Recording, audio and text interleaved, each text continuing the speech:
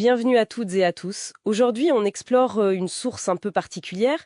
C'est le compte-rendu d'une émission locale, une sorte de revue de presse itinérante qui célébrait ses 3 ans. Et ça se passait dans un lieu tout neuf à Versailles, le 7 lieux. C'était le 16 mai dernier. L'idée, c'est de voir ce qui se cache derrière ce nom intrigant, 7 lieux, et de sentir un peu le pouls culturel de Versailles à travers ça. Bon, on y va?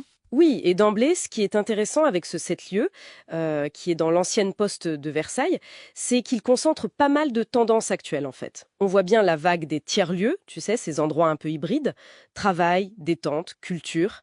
Et puis il y a le côté food market, très à la mode, et aussi comment on réutilise un bâtiment du patrimoine. C'est un bon résumé des transformations urbaines. D'accord.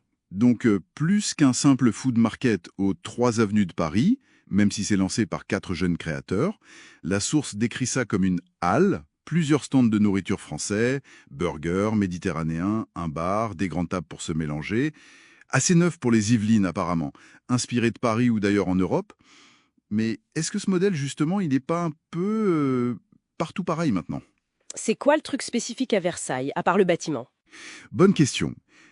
La spécificité, ça semble être l'ancrage local et sa polyvalence. La source insiste beaucoup sur les événements. Il y a du yoga, de la salsa, des concerts, des soirées à thème, des spectacles pour enfants le dimanche. C'est vraiment pensé comme un lieu de vie pour tout le monde, quoi. Ouvert assez tard et même possible d'y travailler le matin en mode coworking. Ah oui, d'accord. Et l'ouverture en juillet 2024, c'était pas anodin non plus. Ça tombait pile avec les épreuves des JO à Versailles. Ils ont même eu une fan zone. Et ça faisait suite à la guinguette qui animait déjà la cour avant. Donc il y a une idée de continuité, de créer un vrai point de rencontre. Pas juste un concept importé, tu vois. C'est intéressant de voir ça arriver à Versailles, qui a parfois une image, disons, plus classique. Ça prend bien alors? La source a l'air de dire oui. Et d'ailleurs, elle ne parle pas que ça. Elle mentionne aussi la BAP. Ah oui, la Biennale d'architecture et du paysage. Exactement. Qui a lieu à Versailles, là, maintenant, de mai à juillet. Oui, et là, le lien est euh, assez fascinant. Cette BAP, c'est une grosse initiative régionale sur l'architecture face au changement climatique.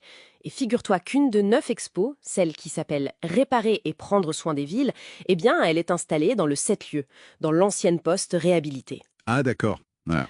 C'est une mise en abîme assez forte, non? Une réflexion sur la ville qui se passe dans un lieu qui en est l'exemple même. D'autres lieux participent aussi, hein, le musée Lambinet, le potager du roi. Ça montre que la réflexion irrigue toute la ville.